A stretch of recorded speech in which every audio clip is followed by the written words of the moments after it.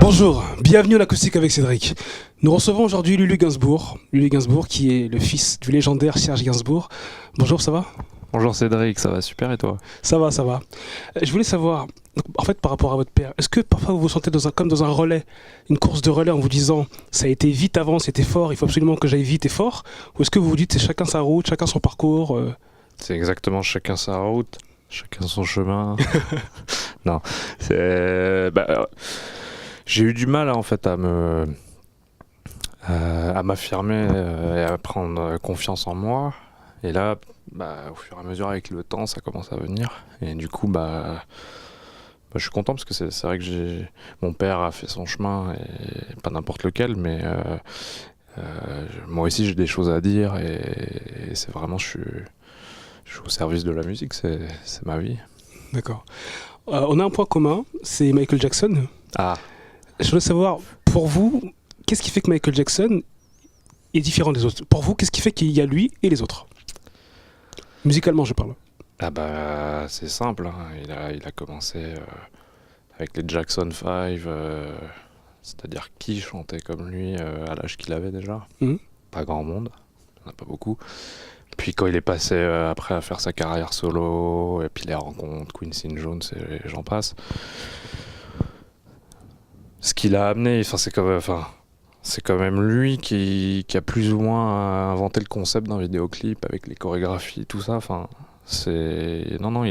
Historiquement, il a fait évoluer un gros pas en avant pour moi la musique. C'est pas le seul, parce que il y en a qui sont plus Michael Jackson, d'autres qui sont plus Prince. C'est deux artistes complètement différents. Mais c'est vrai que le fait de chanter, de danser, tout ce qu'il a fait, c'est un mythe, c'est une légende aujourd'hui. Alors, vous avez donc été dans l'école de Berkeley, qui est une très grande école donc, aux États-Unis. Oui. Et j'aimerais savoir, en fait, qu'est-ce que la scène vous apprend que les écoles ne peuvent pas vous apprendre ?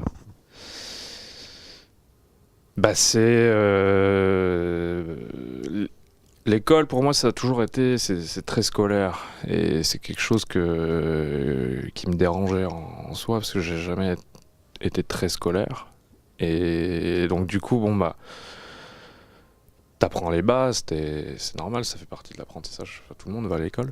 Et puis au fur et à mesure, après, tu apprends aussi par toi-même, sur le terrain, c'est comme ça que t'évolues.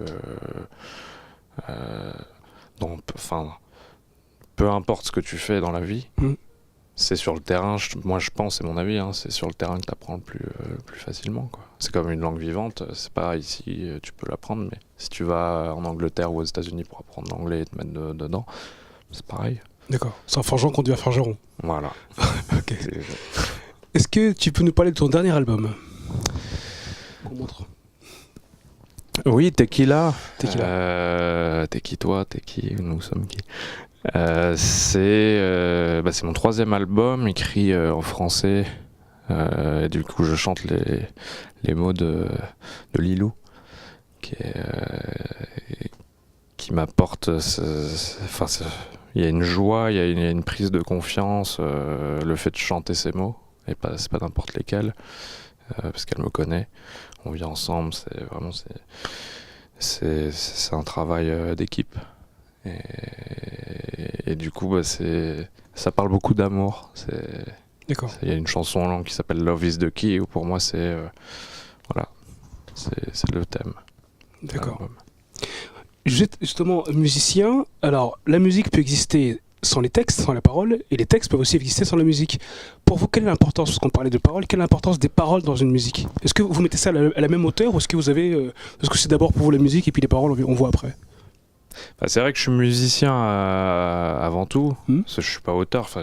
J'ai participé à quelques titres à l'écriture, mais je suis pas encore auteur. Peut-être qu'un jour je le deviendrai, mais c'est vrai que la musique pour moi a une grande place dans ma vie et une grande importance. Et que après, c'est au feeling. Il y a des moments, tiens là, ce serait sympa de laisser sans texte. Et puis là, c'est un travail d'équipe. D'accord. Mais ouais, je me donne pas de règles ni de lois en disant bon bah là il faut ça. J'y vais au feeling quoi. Au feeling. Ouais. Ça marche.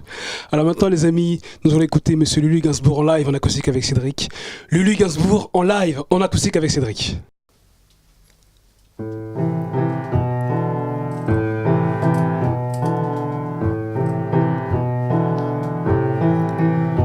Ce soir, madame part dans ses vêtus de sa dentelle noire.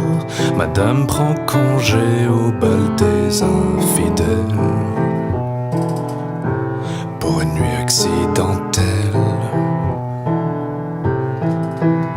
Sa peau l'a trahi, son rouge baiser l'a pris. Ses cils noirs ont bavé, je ne sais pas encore qui c'est.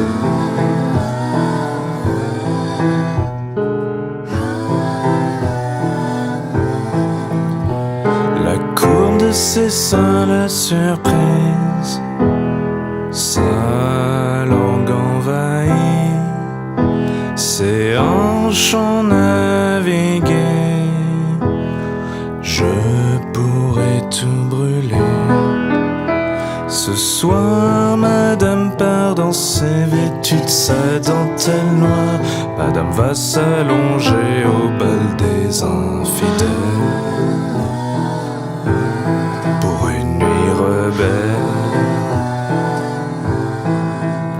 Ses cheveux qui ont tant rebondi, ses talons restent ici. Ses jambes ont flanché, je ne veux pas partager.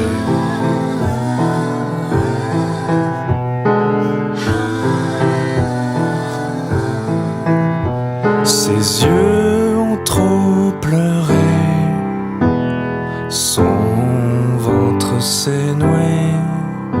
Ses bras ne vont plus m'enlacer, je ne pourrai plus la regarder. Ce soir, madame part dans ses vêtus de sa dentelle noire. Elle va s'abandonner au bal des infidèles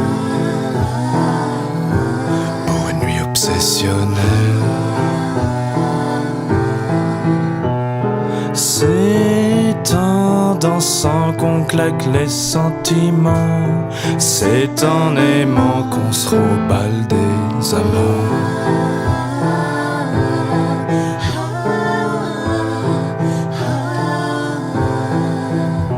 Ce soir, madame part danser, dévêtue de sa dentelle noire.